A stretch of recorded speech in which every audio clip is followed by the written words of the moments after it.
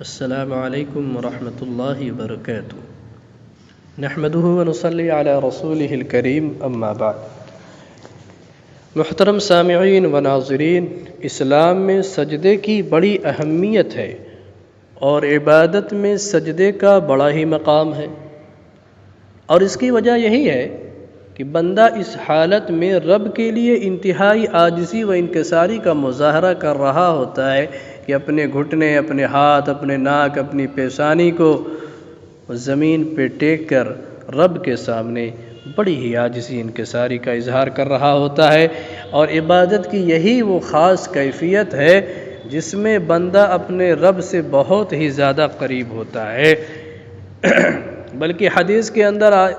نبی اکرم صلی اللہ علیہ وسلم نے فرمایا، اقرب ما یکون العبد من ربہ وہو ساجد فاکثر الدعاء، کہ بندہ اپنے پروردگار سے سب سے زیادہ قریب سجدے کی حالت میں ہوتا ہے، لہذا تم دعاؤں کی کثرت رکھا کرو سجدے کی حالت میں۔ تو ہمیں چاہیے کہ ہم سجدے بھی خوب کریں اللہ رب العزت کو، اور بکثرت اس سے اس حالت میں دعائیں بھی مانگیں۔ قرآن کریم کے اندر اللہ تعالیٰ نے اپنے حبیب صلی اللہ علیہ وسلم سے فرمایا کہ اے میرے محبوب،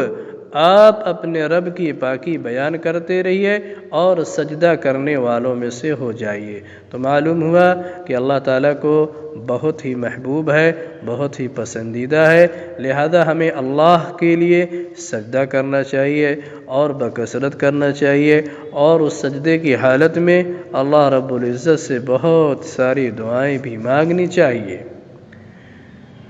ایک حدیث میں حضرت ابو ہریرہ رضی اللہ تعالیٰ عنہ روایت کرنے والے ہیں، وہ فرماتے ہیں کہ رسول اللہ صلی اللہ علیہ وسلم نے ارشاد فرمایا کہ جب ابن آدم سجدہ کی آیت پڑھ کر سجدہ کرتا ہے تو شیطان الگ ہو کے روتا ہے اور حسرت افسوس کے ساتھ کہتا ہے، ہائے افسوس، ابن آدم کو سجدے کا حکم دیا گیا تو اس نے سجدہ کر لیا تو اس کے لیے جنت ہے، جبکہ مجھے سجدے کا حکم دیا گیا اور میں نے سجدے سے انکار کر دیا تو میرے لیے جہنم ہے۔ اس لیے ہمیں سجدہ بکثرت کرنا چاہیے، اس لیے کہ یہ سجدہ ہی ہے جو ہمیں جنت سے قریب کرے گا، اللہ سے بہت ہی قریب کرے گا،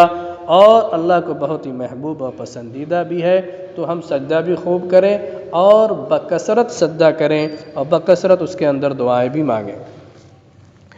اب قرآن کریم کے اندر جو سجدہ کی آیات ہیں وہ حضرت امام ابو حنیفہ رحمۃ اللہ علیہ کے ہاں 14 آیات ہیں جن کی تلاوت کرنے سے، سننے سے بندے کے ذمے سجدہ تلاوت لازم اور ضروری ہوتا ہے۔ اب اگر کوئی شخص پورا قرآن کریم پڑھ لیتا ہے اور آیت سجدہ کی تلاوت کر لیتا ہے، سجدہ کی آیت پڑھ لیتا ہے، لیکن وہ تلاوت کا سجدہ ادا نہیں کرتا ہے، تو اب کیا پورا قرآن پڑھ لینے کے بعد، چونکہ اس کے ذمے تو اس نے 14 آیت سجدہ تلاوت کی ہے، تو کیا پورا قرآن پڑھ لینے کے بعد اس کے ذمے 14 سجدے لازم ہوں گے یا صرف ایک ہی سجدہ لازم ہوگا؟ تو اس سوال کا جواب یہ ہے کہ قرآن کریم کے اندر ہر آیت سجدہ پر مستقل سجدہ کرنا یہ لازم اور ضروری ہے۔ اگر بندہ نماز سے باہر تلاوت کر رہا ہو اور دوران تلاوت سجدہ کی آیتیں آ جائیں تو پھر وہ تلاوت کرنے کے بعد اس کو چاہیے کہ وہ بلا تاخیر فوراً وہ سجدہ ادا کر لے تلاوت کا۔ لیکن اگر کوئی عذر ہے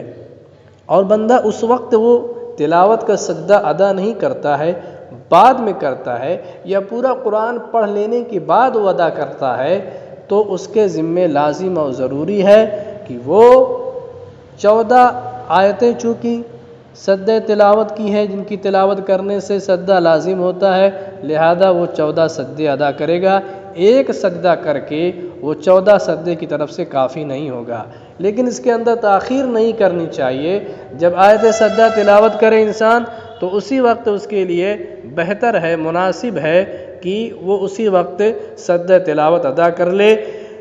اس کے اندر تاخیر کرنا یہ شرعاً پسندیدہ نہیں ہے، شریعت کو محبوب نہیں ہے، لیکن بہرحال جائز ہے۔ اگر انسان مؤخر کرنا چاہتا ہے، بعد میں جو ہے تلاوت کا سجدہ کرنا چاہتا ہے تو وہ کر سکتا ہے۔ لہذا جتنی آیتیں ہیں قرآن کریم کے اندر سجدہ کی، اگر ان کی تلاوت کرنے کے بعد اس وقت وہ سجدہ نہیں کرتا ہے تو بعد میں جب بھی کرے گا تو جتنی آیتیں سجدہ پڑھی ہیں اتنا سجدہ اسے کرنا پڑے گا۔ اللہ رب العزت مجھے بھی اور آپ تمام حضرات کو